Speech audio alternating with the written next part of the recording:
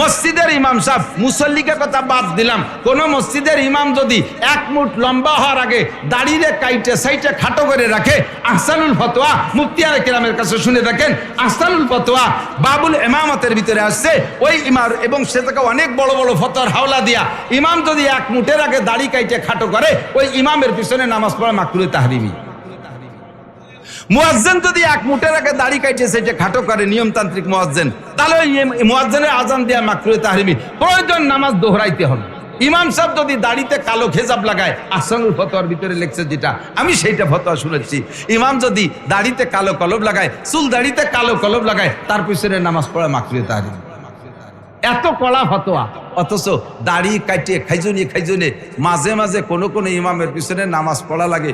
ওরে কবাল, কিরাত পড়লি ঠেয়া যেন চলাই দিয়ে বাড়ি হচ্ছে, চলা চেনেন তো, ওই যে কুড়েল যে কুফাইয়ে গাছ ফাড়ি বাড়ি ওটা ওটা চলা কয় না, চলাই দিয়ে বাড়ি হলি যেরকম ঠেয়ে ইমামের কিরাত শুনলি সেইরকম লাগে।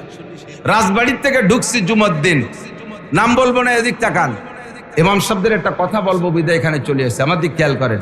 রাজবাড়ির থেকে কুষ্টিয়া যাওয়ার পথে যে কটা শুক্রবারে মসজিদে ঢুকছি, ইমাম সাহেব কি ভাব, আরে বাবা হাবা গায়, আর সেই সেমনিকের মতো বিভিন্ন কালার পাঞ্জামি গায়ে দিয়া, তার উপরে আবার সৌদি শায়েকদের মতো আবার টাকা সোনালি ফ্রেম বাঁধানো, উপরে রুমাল দিয়া, দেড়ার টুপির উপরে রুমাল, তার উপরে টায়ার একখান পেঁচানো, সোনালি ফ্রেমের চশমা, কি আজীব কারবার। ইংরেজি বলতেছে কেমন যেন ইংল্যান্ডালারা ফেল, বাংলা যা বলতেছে টাইট করে, রবি ঠাকুর নজরুল সব ফেল।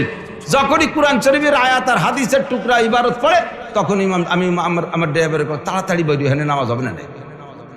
4 মসজিদ পাল্টাতে যাইয়ে শেষ করে দেখলাম যে আর সামনে আর যুব পাবো না, ঢুকে নামাজ পড়লাম।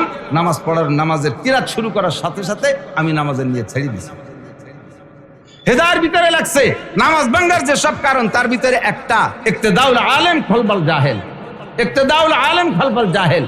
যোগ্য আলেম যদি, যার কিরাত শুদ্ধ, সে যদি অশুদ্ধ কিরাত আলার পিছনে নামাজে দাঁড়ায়, অশুদ্ধ আলার নামাজ তো এমনি হচ্ছে না, তারপরও যার যে কায়দায় সে ভর্তিছে না পারার কারণে ভর্তিছে, ওর পিছনে যদি একজন যোগ্য হাফেজ, যোগ্য শুদ্ধ কিরাতওয়ালা ইক্তেদা করে, সাথে সাথে ওই লোকটার নামাজ ভেঙে যায়, ওর নামাজ ভেঙে যায়। তো ইমাম সাহেব যে কায়দার, মুসল্লিও সেই কায়দায়, ওরা যা পারে করি খাচ্ছে, খাদ্য সেটা আল্লাহর কাছে বুঝিয়ে বেড়াবে। আমি ইক্তেদা করার সাথে সাথে ইমামের নামাজ বাতিল, পুরো মসজিদের বাতিল হয়ে যাবে। পরে একা জোহরের 2 রাকাত পড়ে বেরিয়ে আসলাম, অথচ ভাবের অভাব নাই। আমার ইমাম সাহেব ভাইদেরকে অনুরোধ করব, যারা মসজিদের ইমামতি করেন, আপনার কিরাতের একটা ইন্টারভিউ দেন, যান বড় মাদ্রাসা, কি বলা হয়, পীরবাড়ি মাদ্রাসায় মুশাইকুল হাদিস সাহেবের কাছে, হাফেজ সাহেব হুজুরির কাছে, কারি সাহেব হুজুরির কাছে কিরাতের আপনি ইন্টারভিউ দেন। যদি আপনার কিরাতে অশুদ্ধ থাকে, এক্ষুনি মক্তবে ভর্তি হয়ে যান, মুমিনবাড়ি চলে যান, কলাতলা চলে যান, আপনি খুলনা দারুল উলুম চলে যান, পীরবাড়ি মাদ্রাসার মক্তবে ভর্তি হন, কিরাতকে শুদ্ধ করে তারপরে ইমামতি করেন। 5,000, 8,000, 10,000 টাকা বেতন খাইতে যাইয়া আজকে 500 মুসল্লির নামাজ রে আপনি বরবাদ করে দিচ্ছেন। হাসরের মাঠে আপনি রেহাই পাবেন না, মুসল্লিরা পার পাইলেও আপনার মুসল্লিদেরকে ডাকবে ফেরেশতারা, তাআলাও এদিকে আসো। আল্লাহর সামনে ডেকে প্রথম জিজ্ঞাসা করা হবে কি, আউয়ালু মা ইউহাসাবু বিহিল আবদু ইয়াউমাল কিয়ামাতিস সালাহ। হাসরের মাঠে সর্বপ্রথম জিজ্ঞাসা হবে নামাজের। মুসলমানের জিজ্ঞাসা প্রথমটা কি? জোর হলো না? প্রথম প্রশ্ন কি হবে বলছেন? সবাই বলছেন? বাদ আছে নাকি কেউ বলতি? সবাই রেতে বলাইছি, আমি মামলাতে পাইছি গেছি, কিয়ামতে আমার নামে মামলা দেবেন। হুজুর আগল বাগল দুনিয়া রস করে গেছে, নামাজের কথাটা একটু কলো না। আল্লাহ তুমি আমাকে চেনো না, আমরা কেমন মানুষ। যদি হুজুর নামাজের কথা বলতো তাহলে কি আমরা নামাজ ছাড়তাম? এই হুজুর নামাজের কথা কইনি, এ বলে আমার নামে মামলা দেবেন। এই জন্যই সবাই মুখ দিয়ে বলাইছি। আর মুখ দিয়ে বলানোর সাথে সাথে আমার একটা কাজ হয়ে গেছে, কোরআনে আছে মা ইয়ালফিজু মিন কাউলিন ইল্লা লাদাইহি রাকিবুন আতীদ। যে কথা মুখ দিয়ে বলবেন আপনার আমল নামে ওইটা লেখা হয়ে গেছে। এই জন্যই মস্ক করাইলাম। হাসরের মাঠে সর্বপ্রথম জিজ্ঞাসা হবে কি? যে ব্যক্তি নামাজের প্রশ্ন পাশ করে যাবে, কোনো ঘাটিতে সে আটকা খাবে না, সব জায়গায় সে পার হয়ে চলে যাবে। দোস্ত, এবার আপনাকে ধরা হবে। এই খালেক মোল্লা, মালেক মোল্লা, জামাল কামাল, লালটু বল্টু, জুয়েল টুয়েল, টুলু লুলু, ডলি পলি, জরিনে সকিনা, তোরা আসো নামাজের হিসাব দিয়ে যাও। যার যার নামাজ তার হিসাব। আপনার এটাইকে যখন জিজ্ঞেস করবে তখন আপনি একটা খাতা মিলেবে, ইকরা কিতাবাকা, খাতা পড়িয়ে দাও। কয় যে আল্লাহ এই জোহর তো পড়ছি, তো এই ঈশাও পড়ছি, ফজরও পড়ছি, এই জায়গায় দিয়ে তো খাতায় লেখা দেখতেছি না, যে খাতায় তো লেখা নাই। তা ফেরেশতাদেরকে আল্লাহ বলবে, এই ও বলে পড়ছে, তা খাতায় লেখা নাই কে? কয় না আল্লাহ পড়ি নেই। কয় যে পড়ছে, ওর কোনো সাক্ষী আছে শুনি দাও। এবার কবে জি আল্লাহ, আমাদের ইমাম সাহেব আমাকে সাক্ষী শুনিয়ে দেন হুজুরের কাছে।